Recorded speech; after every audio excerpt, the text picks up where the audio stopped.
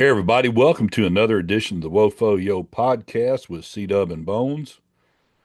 We are going to hang out a little bit in Judges, and we're going to talk about one of our favorite biblical characters, and that would be Samson.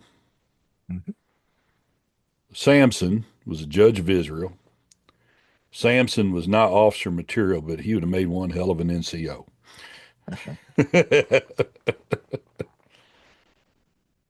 I look at some of this and I go, yeah, that's the military man for sure. Some of the behaviors, I'm like, yep, he's a Mm, man of battle. There was a man named Manoah. Manoah had a wife. They hadn't had any kids. It's from the tribe of Dan. And the angel appears to his wife, the angel of the Lord.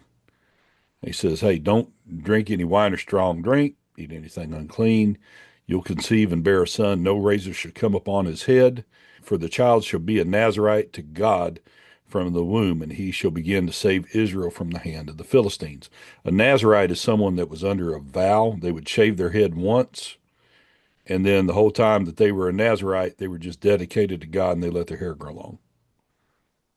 And when the vow was over, then they could shave it. But this angel says, no, he's going to be that way from birth.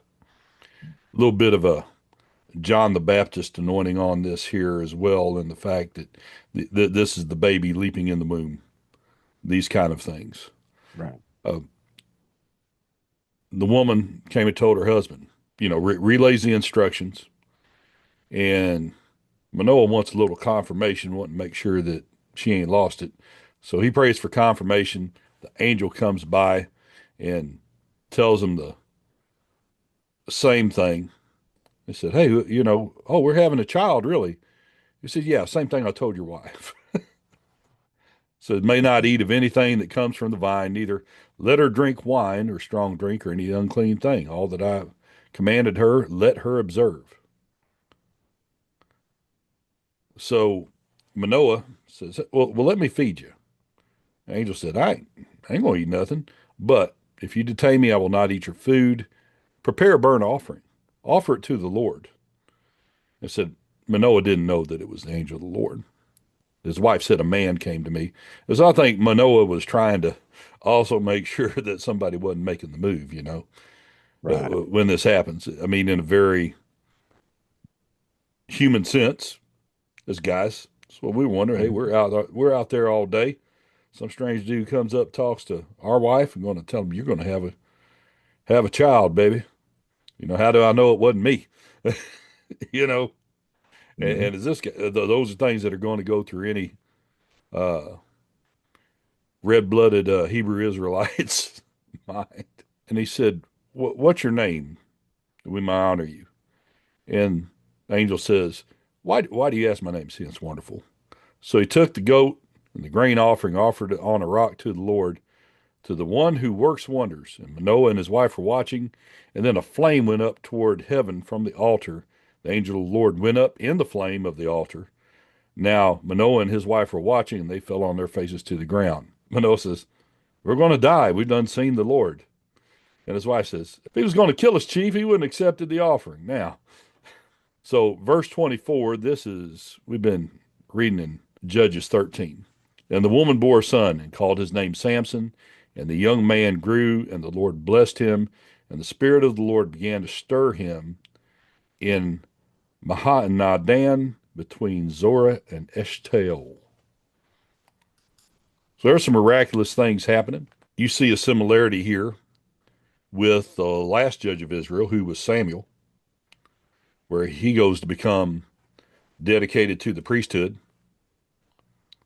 and serves there. But you have a real similar situation of a barren woman that's praying and gets the message. There's also the thing of maybe you feel like you're destined to do something and you seem like you're barren in it. Well, don't let go of the word of the Lord. If you receive the word of the Lord, promise of God, in that, I would also say you just don't know God's timing. Just like we've said several times, Bones, I know that's one of my weak spots. Let's start at chapter 14. Samson went down to Timnah, and at Timnah he saw one of the daughters of the Philistines. Then he came up and told his father and mother, I saw one of the daughters of the Philistines at Timnah. Now get her for me as my wife. But his father and mother said to him, don't you like them nice girls? No, he said, is there not a woman among the daughters of your relatives or among all our people that you must go take a wife from the uncircumcised Philistines? But Samson said to his father, go get her for me, for she is right in my eyes. And here is one of the things that just jumped out off the page at me. His father and mother did not know that it was from the Lord, for he was seeking an opportunity against the Philistines. At that time, the Philistines ruled over Israel. Mm. And I go, you know,